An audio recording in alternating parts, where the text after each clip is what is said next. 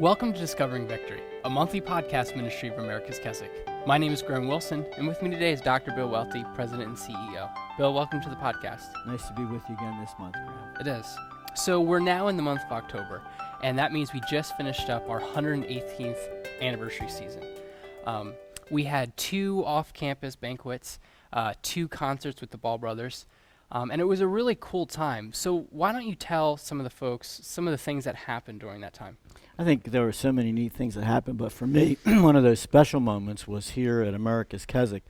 The Ball Brothers were with us in concert, and we found out the last time that they were here that there was a connection between their sound man's wife and America's Keswick. And Jess shared a little video clip that 30 years ago, her dad and her uncle both were in the Colony of Mercy at the same time. And how God had radically transformed their lives. And for the rest of their lives, until the Lord took them both home, they lived victoriously. So that was a great moment for us to just rehearse 2 testimonies, trophies of God's grace of what he can do in the life of a man who's addicted. Yeah, it was really exciting. And now this was also the first banquet series where we kicked off and highlighted Barbara's Place. Barbara's Place opened back in February, so that was also added another special element. I remember at our Dockwoods banquet, I believe it was Jackie gave a special testimony, and it just brought me to tears, just being a staff member. So it was really a really special time. Now, being the fall season, we're kicking off back into our normal scheduled programming of our monthly community events. We have our normal hymn sings, Ladies Who Lunch, Men's Fellowship Night. But we also added some new things for the month of October. What are some of those? Well, Graeme, for 15 years we've been doing community hymn sings right on the property here at America's Keswick, and we've had thousands of people attend those events. And each month, and mostly senior citizens, almost every month there are people that trust Jesus Christ as their Savior. And so we did some dialoguing and brainstorming, and we're going to take our hymn sings on the road, so to speak.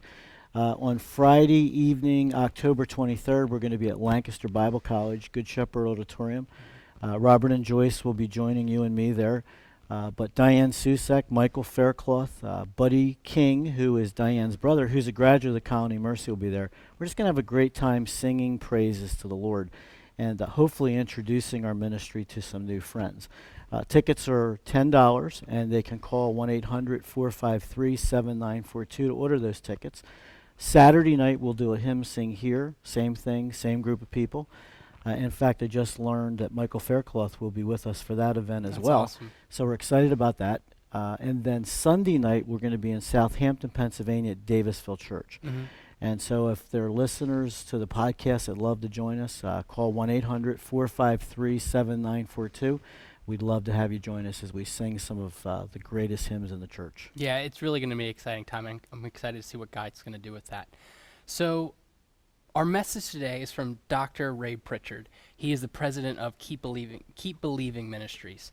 Why don't you tell everyone a little bit more about Dr. Pritchard? He was here during our Labor Day weekend, and a little bit about the message we're going to hear about today. Ray is just, as you know, he's just a lot of fun. Great Bible teacher, great communicator, very passionate about sharing God's Word. As you said, he's the president of Keep Believing Ministries, and his passion is to get God's Word around the world to people who need to hear the message that Jesus Christ is alive. He's the same yesterday, today, and forever. And he's been here many times, but there was a fire in his belly, so to speak, as he came this year to share about how to live courageously in these ever-changing, crazy times. And the message we're going to listen to this month is called When the Foundations Are Destroyed. It's a powerful message, and for those of you that are listening to the podcast, if you will call 1-800-453-7942, Ray would like to get this booklet into your hands. It's a message that I believe every believer needs to hear today. Yeah, it was a really exciting time to hear him give those messages this summer. So let's give a listen to the first clip. Now open your Bibles, please, to the Old Testament book of Psalms. Book of Psalms, Psalm 11. For the message entitled, When the Foundations Are Destroyed.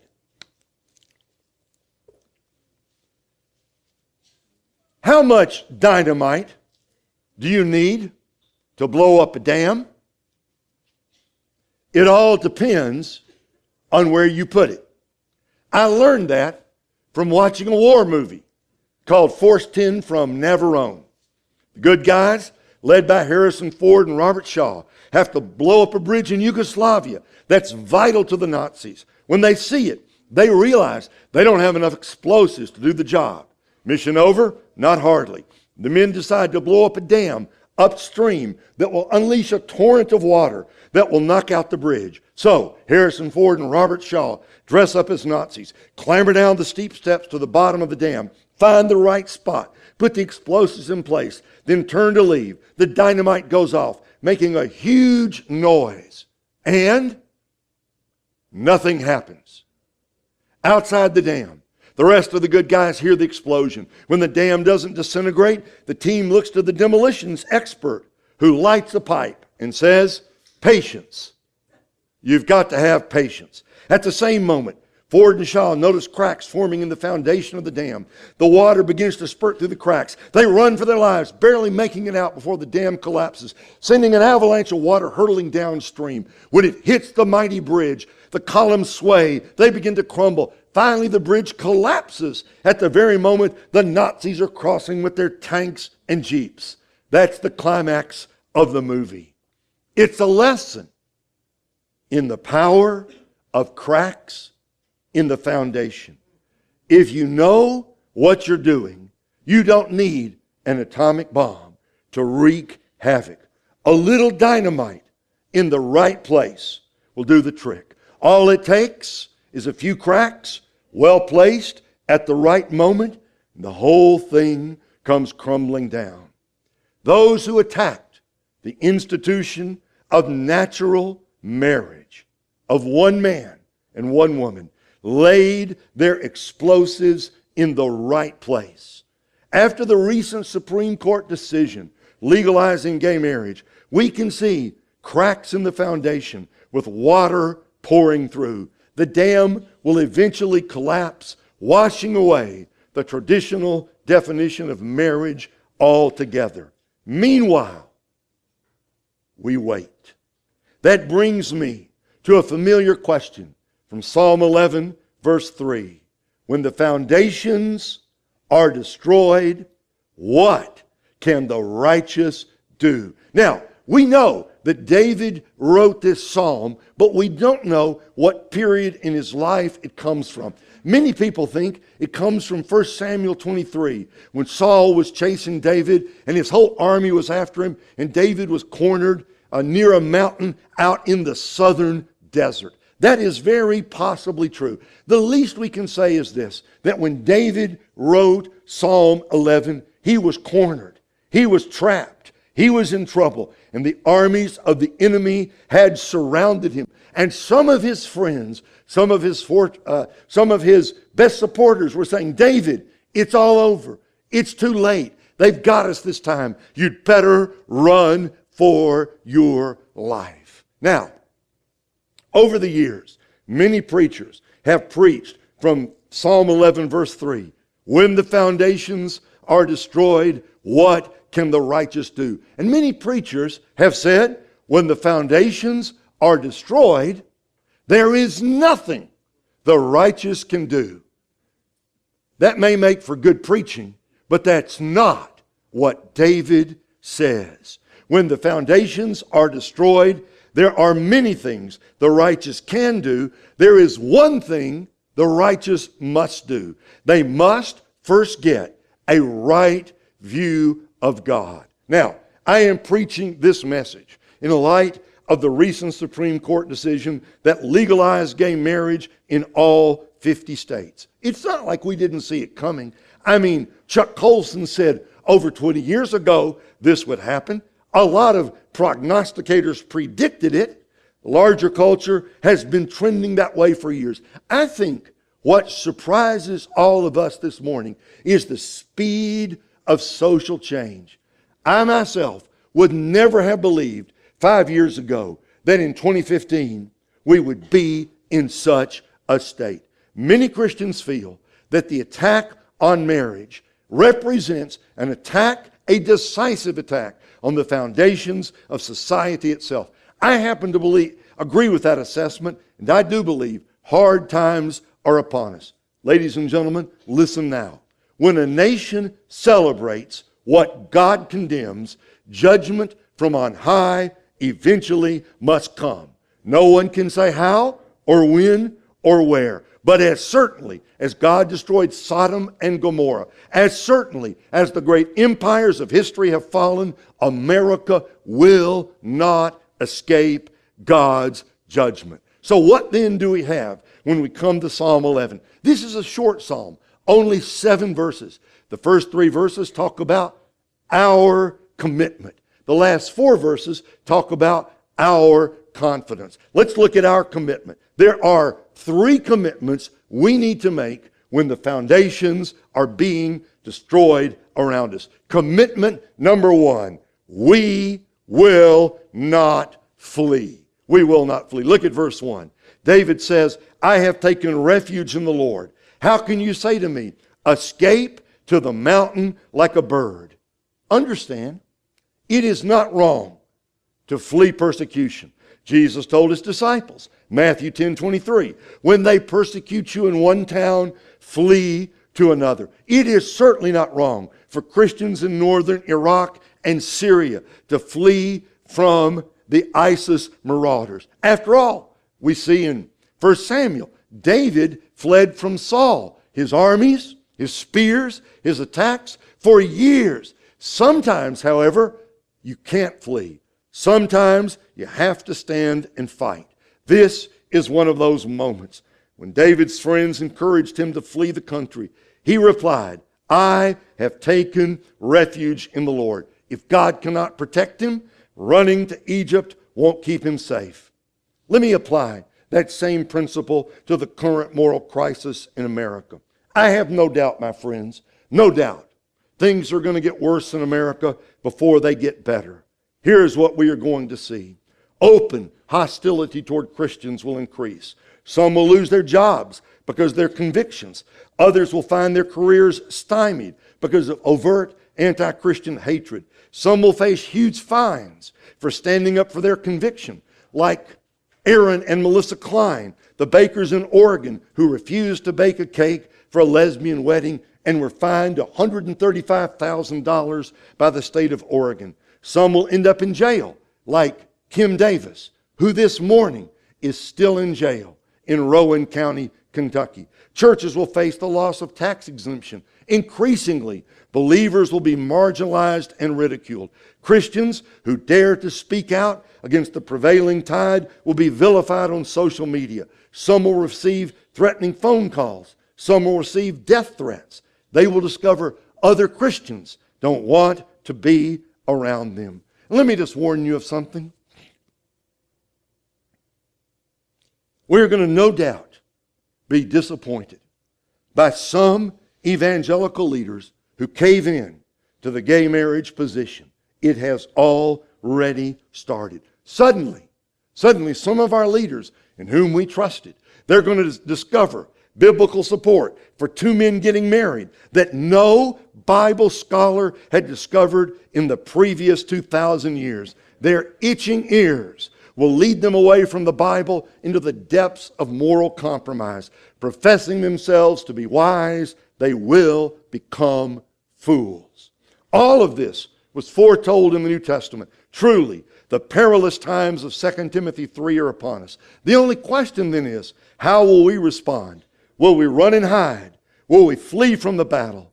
Brothers and sisters, sometimes you have to stand and fight. Sometimes you got to take the attack. You may lose the battle. You may be wounded. You may not survive. We have to stand and fight for what we believe.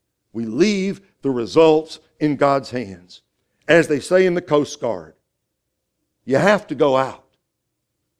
You don't have to come back. Bill, as Bible-believing Christians, I think most of us have a good handle on what's good and what's bad in our lives. But I wonder, as individuals, are we ready to respond to the social issues that we're dealing with in this country today? Do you think the church so far has responded appropriately? I think one of my biggest concerns, and I think the recent visit of the Pope sort of illustrates this. Yes, I believe we have the ability to face the issues, but I think that if we're going to really reach people where they're at, we have to do it in a Christ-like way. You shared with me a story that really broke my heart about a pastor who went to do a protest in New York City. And if I remember the story correctly, the pastor was approached by somebody from the Catholic faith who said, you know, I'm sorry we disagree, but I'm glad that Jesus loves you and Jesus loves me. And to which that preacher responded, Jesus loves me, but he doesn't love you. We've got to figure out a way to address the issues, but yet do it in a way which will be Christ-like and will give us a platform for people to hear us. And I think living courageously is trying to figure out how to navigate in this world and say things in the right way. I just like you, we see people post on Facebook. And as believers, we've posted some really, really, really ugly things. I think there's a way to address the issues to allow our voice to be heard, but we really need to do it in a Christ-like way. Yeah. I think one of the important things, and you see this all the way through Scripture, is a real balance between holiness and love and forgiveness. And I think if we can really grasp and handle that, I think we will be able to respond a little bit better. As we talk about those things and how to respond, though, what is one thing we can do to prepare ourselves to maybe respond better? Again, I think we need to keep ourselves grounded in the Word and think about how we would respond. How would Jesus respond in those situations? We will be remembered for our words. And so how we say those things, I think we need to be really careful. How would God want us to say something truthfully, but in a loving way? And I think that's important for all of us as husbands, as we minister to our wives, as we do that with our kids. We're going to be remembered for our words. Let's take a listen to the second clip. Commitment number 1, we will not flee. Commitment number 2, we will not fear. Look at verse 2. For look, the wicked string the bow. They put the arrow to the bowstring to shoot from the shadows at the upright in heart. David here is being quite literal. At one point, Saul tried to kill him with a spear. Later, he sent his whole army after him. The arrows they were shooting were not metaphorical. When those arrows hit, they drew blood. Now, in response to the Supreme Court ruling, a group of evangelical leaders, some of our very best, issued a statement called, Here We Stand, an Evangelical Declaration on Marriage. The statement begins with these words. As evangelical Christians, we dissent from the court's ruling that redefines marriage. The state did not create the family. It should not try to recreate the family in its own image. We will not capitulate on marriage because biblical authority requires that we cannot. When the state issues a decree that profoundly opposes what God has said, we have no choice but to dissent publicly. As one of the signers of that document, I have no illusions about the battle we are in or the opposition we will face. But please listen to me. Truth is not a popularity contest. Better get that clear, folks. Truth is not a popularity contest. It is not determined by the latest Gallup poll. It's important for Americans to know we will not cede to the courts the right to redefine marriage in our society. I say it's always good to know what you're up against. That way, you won't be surprised when trouble comes. 3 commitments. Commitment number 1, we will not flee. Commitment number 2, we will not fear. Commitment number 3, we will not fret. We will not fret. This is our verse now. When the foundations are destroyed, what can the righteous do? That word there that's translated foundations refers to the moral and spiritual underpinnings of any society.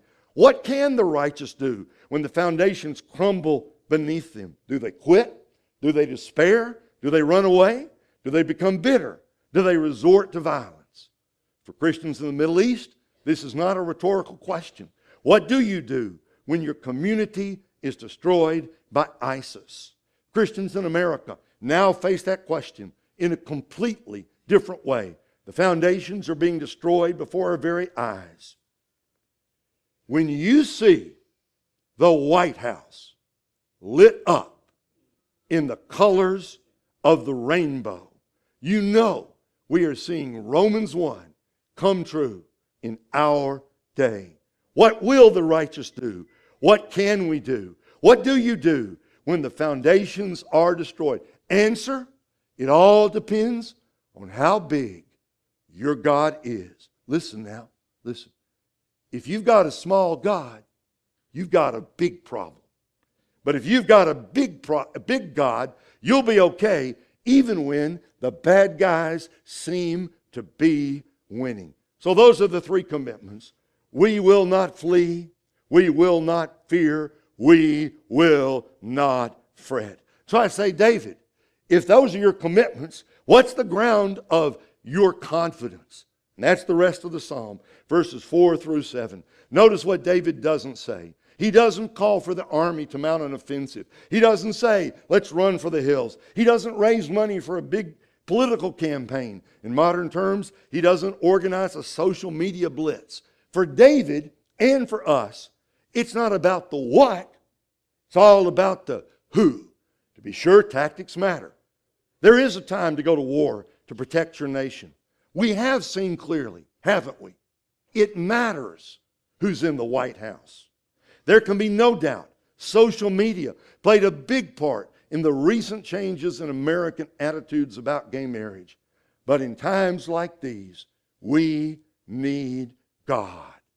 We need God first and foremost. When the foundations are being hacked away, we've got to go back to the first principles. That's what David does in verses 4 through 7. Three grounds for his confidence. Number one, God's presence. God's presence. Look at verse 4. The Lord is in his holy temple. The Lord's throne is in heaven. That's David's way of saying God's everywhere. He's sovereign over the whole universe. Now I want to admit this morning, I want to admit it doesn't look that way. Not just in America. There's so much trouble, so much chaos, so much suffering. Sometimes when you read the headlines, it can seem as if the whole world is spinning out of control. We know ISIS wants to attack America. We know the world is teetering on the brink of economic catastrophe.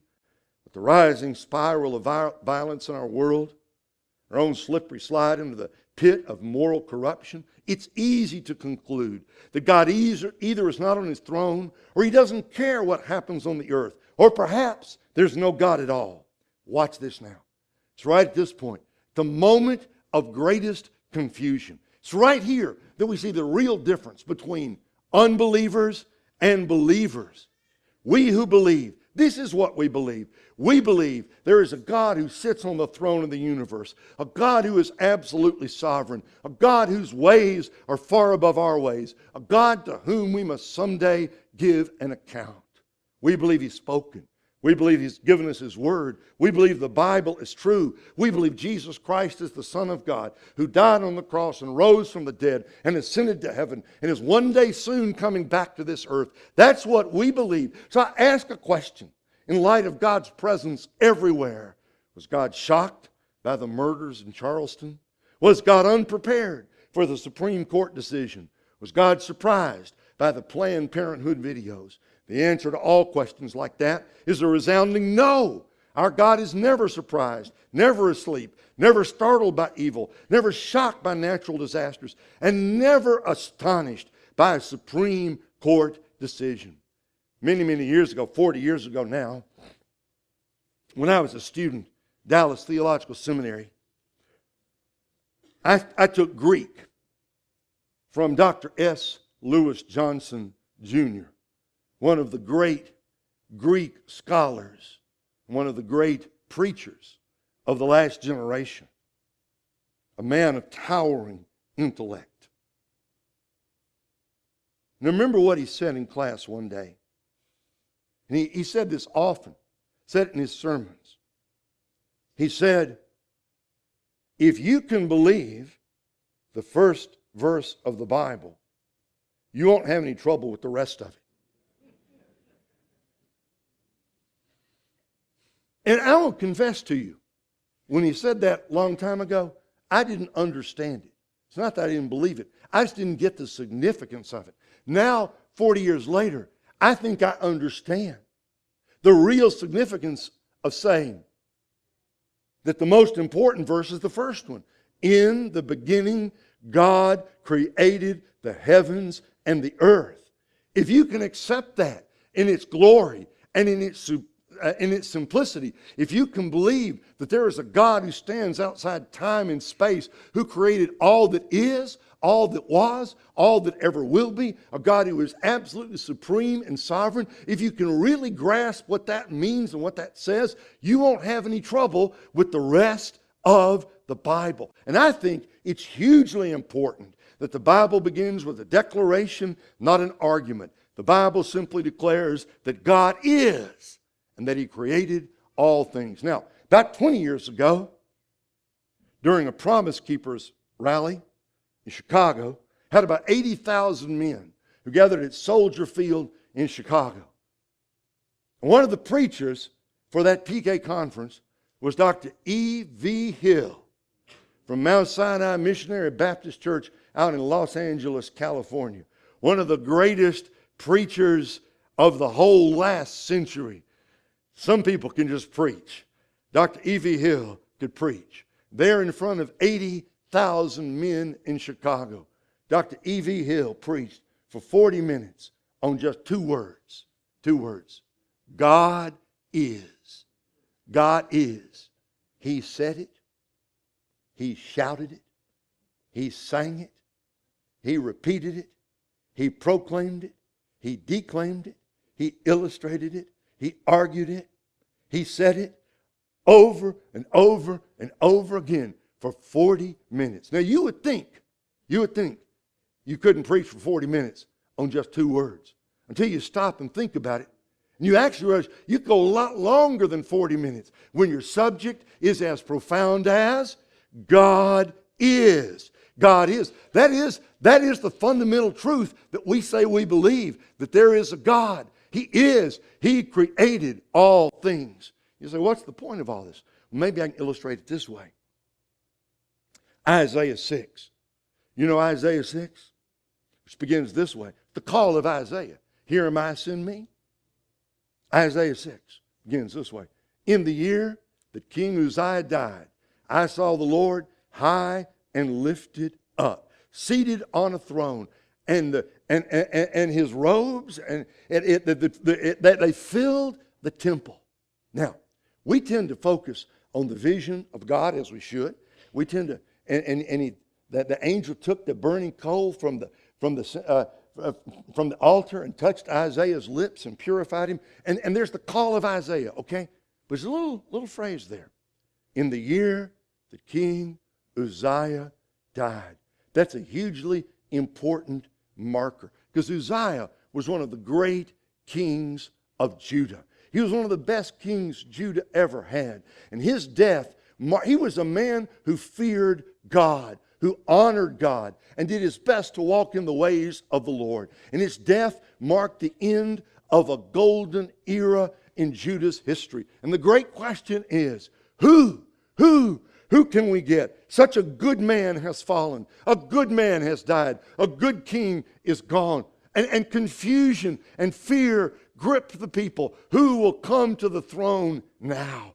And the question is this: in the year that King Uzziah died, would the people continue to walk with God, or would they return to idolatry? In that fateful moment, in the moment of national crisis, Isaiah came face to face with the living God. I saw the Lord seated on a throne, high and exalted, and the train of his robe filled the temple. So the question is, when there was confusion, fear, and doubt on the earth, where is God? Is he up pacing the throne room of heaven? Oh no, Uzziah's dead. Where are we going to get somebody else? We're really in trouble now. Where is the Lord when everybody is so desperate? He's where he's always been, seated on his throne. While we are filled with fear here on the earth, may I tell you this morning, our God is where he has always been, seated on his throne. So the first ground for our confidence is God's presence. God's presence. He's still on the throne. He is still sovereign. Everything's going to be all right. Second ground for our confidence. First was God's presence. Second, God's judgment. Now look into verse 4. His eyes watch. He examines everyone. The Lord examines the righteous and the wicked. He hates the lover of violence. He will rain burning coals and sulfur on the wicked. A scorching wind will be their portion. What is this saying? No one gets away with anything. Dr. Martin Luther King Jr. said, the arc of the moral universe is long, but it bends toward justice. Justice. Though the wheels of God grind slowly, they grind exceeding small. Be sure your sin will find you out. Out. When I was a boy, I wasn't allowed to do everything I wanted to do. My parents set up rules and guidelines for me, so as a child, I could be a better person and have guidelines. As we move into this new election season, we're seeing more and more about that in the media. How do you think, as Bible-believing Christians in this country, we can better prepare and better serve our country and God in this season? I think the number one thing that we need to do is be praying courageously. We put together a little pamphlet this summer, and we've encouraged our folks to join us in praying courageously. First day to pray for pastors and their wives. Second day to pray for our country. Mm-hmm. And that's really something that I don't think we do seriously. I mean, God is still in control. I don't know about you, but I'm already frustrated with the rhetoric that I'm hearing. In fact, I think what even concerns me more is that we're not just criticizing people for the issues that they believe in. We're actually calling them names like clowns and idiots. And I don't think we're going to accomplish what God wants us to do in that process. We need to be praying. God still hears the prayers of his people. And so I think one of the biggest ways that we can serve our country is to pray for our country, pray for our leaders. And then we need to let our voice be heard. I think there's a lot of merit to. It's one thing to complain about what's happening, but have we picked up the phone? Have we called our senators? Have we called our congressmen? And again, in a loving way, in a forceful way, let our voice be heard. And I think as Ray shares this message, that's one of the ways that we can serve our country better. Let's take a listen to the third clip. It's right here we see the solemn and eternal difference between the lost and the saved. You know, here in this life, sometimes it can be hard to tell. I mean, you go to the grocery store. You walk up and down the grocery store. Who's lost and who's saved? It's hard to tell, right? You drive your car down the street. Who's lost and who's saved? It's hard to tell. You get in a big crowd somewhere. It's hard to tell. Now, it's not always that way. You go to a football game between the Green Bay Packers and the Chicago Bears. It's easy to spot the Packers fans because they're wearing those cheese heads on their head, right? And the Packers are, the Bears, the Bears. It's easy at a football game to tell who's for this team and who's for that team. But when it comes to spiritual things, it's hard to tell. Now, I mentioned to you about how I like to go through a cemetery and just walk and think and meditate. It's kind of interesting. We're all together in the cemetery. We're all together, saved and lost, buried together, 6 feet under the ground. You can't walk through a cemetery. You can't tell, even by looking at the headstones always, you really can't tell who's the saved and who's the lost. But listen, God knows. That's what this is saying. God knows. He sees. He examines. He knows. He sees everything. He reads every heart. He knows every thought. He hears the words whispered in the darkness. He knows us better than we know ourselves. A day of judgment is coming for those who mock God and reject His word. In an image that reminds us of Sodom and Gomorrah, God promises to rain burning coals and sulfur on the wicked. The scorching wind of judgment will wipe the smile off their faces. We dare not water down those words.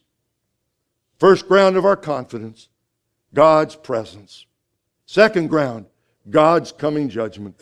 Third, God's deliverance. Into the psalm, last verse. For the Lord is righteous. He loves righteous deeds. The upright will see His face. Let me say it to you this way. The Lord stands up for those who stand up for Him. He takes the side of those who side with Him. David stands, as it were, on the peak of faith, and he says, though the battle may be hot and we may be surrounded, God will win in the end. That's the true position of those who believe God and His Word. Chuck Colson liked to tell the story about his friend Richard John Newhouse, founder of First Things magazine. He was a great defender of Christian values in our society. And Richard Newhouse was going to a speaking engagement somewhere in Pennsylvania. And when he landed at the airport, somebody came to pick him up and take him to the hotel. And whoever came to pick him up knew of Mr. Newhouse's great concern for the moral situation in America. And he started bemoaning, oh, the times are so hard. The times are so bad. The times are so wicked. The times are so evil. And Richard John Newhouse listened to him for a while, and the man just kept going on and on. He was so pessimistic. He was so down. He was just ready to give up because the times, they are so bad. Finally, Richard John Newhouse had had enough, and he said, my friend, these may be bad times, but they are the only times we are given.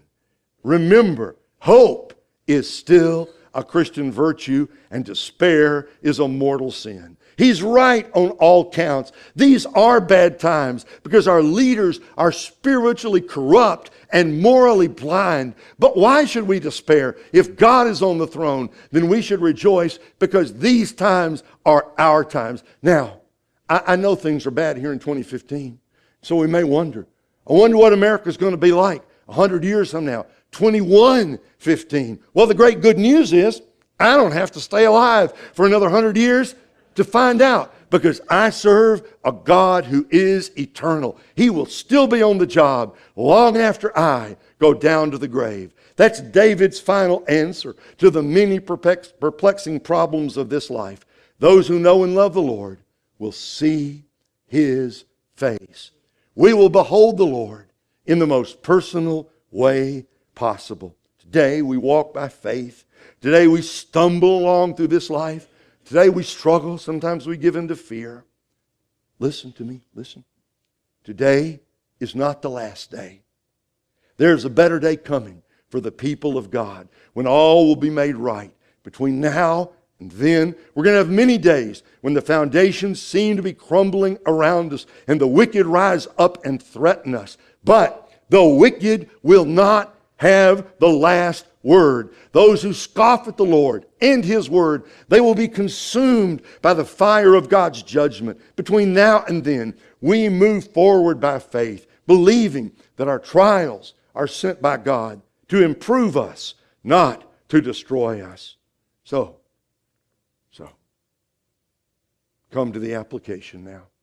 Take the long view of history. Take the long view of history.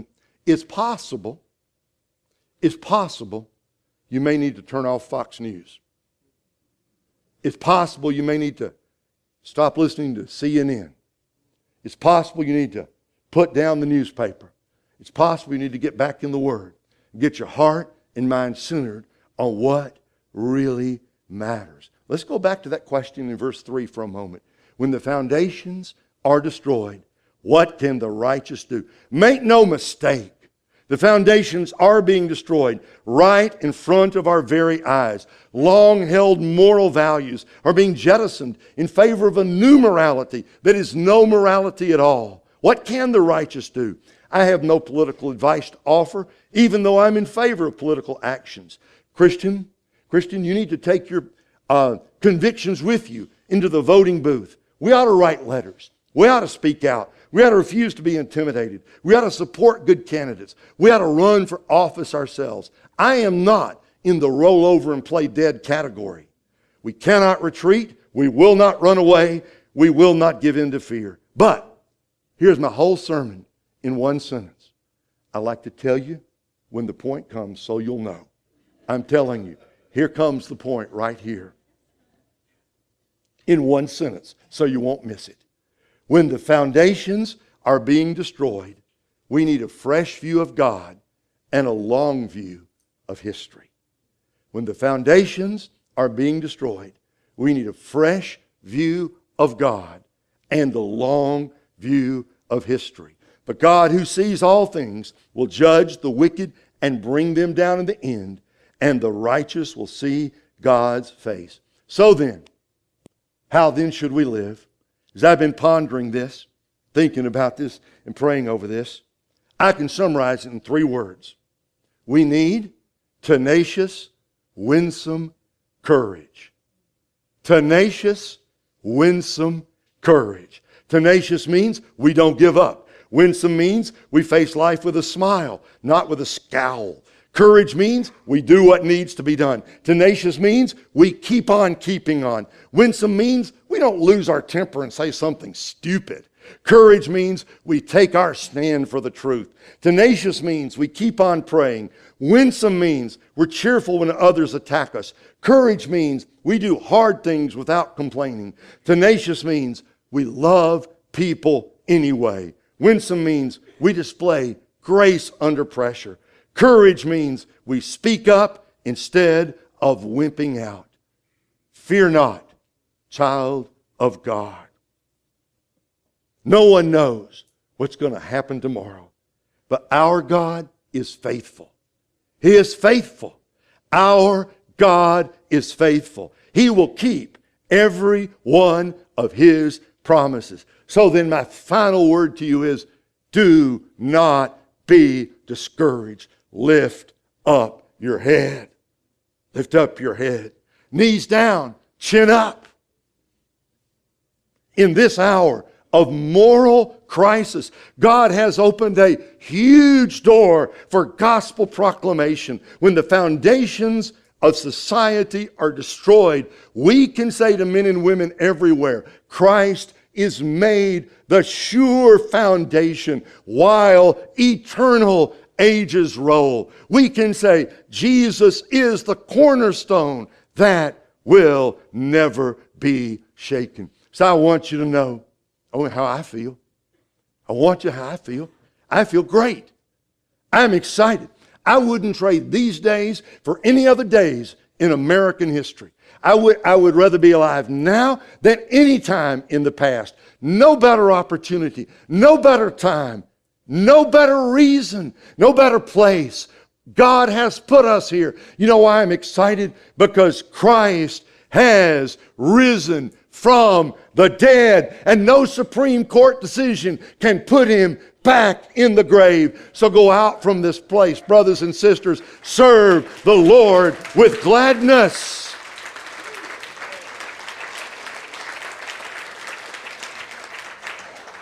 And for those of you who took notes, you didn't have to. I have this message right here in a booklet called When the Foundations Are Destroyed. I have it here. To be honest with you, I brought as many as we could. I do not think we have a copy for everybody, but we have copies for as many people as get out there when this service is over. I'm going to ask you to do me a favor, sincerely. I'll ask you to take one per family and no more, so that we can get these around to as many. I want every pastor here to get a copy of this, because our ministry has printed thousands of these. We're hoping churches will order copies of this booklet and put, this message needs to be preached. What I've just preached to you is in this booklet. We've got a free copy for you, as long as they last. Out there, and then turn to the right, back where the sign-up sheets are and the wristbands are. They're back there as long as they last. Tell your pastor about this. We want to get this message out to churches, ministries across America. Folks, thanks again for a wonderful week. Let me pray, and my part of the conference will be done. Lord Jesus, you have made us for times like these. Deliver us from the pessimism of despair. You have called us the light of the world. Help us to shine brightly as the world grows darker by the hour. May we not be ashamed of the gospel, not even a little bit. Help us to keep believing no matter what happens. Grant us tenacious, winsome courage to follow wherever you lead. We pray in Jesus' name. Amen. So if what I'm hearing correctly, Dr. Pritchard is saying that we need to be excited about the challenges we are being faced today. That's not the normal response that I'm hearing about.